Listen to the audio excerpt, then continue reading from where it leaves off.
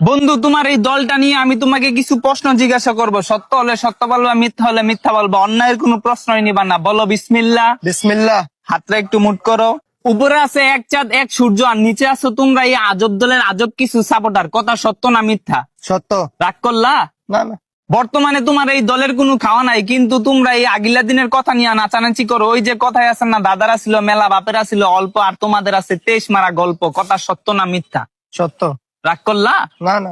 2014 বিশ্বকাপে তোমরা 7টা গোল খেয়ে সেটা কাটতে ভরে আসলে। এখন যদি তোমাদেরকে কেউ 7 আপ বলে যাওগা তোমরা সেইটা, ওই যে কথা আছে না, সোরের মারা বড় গেলা। কথা সত্য না মিথ্যা? সত্য। রাগ করলা? না।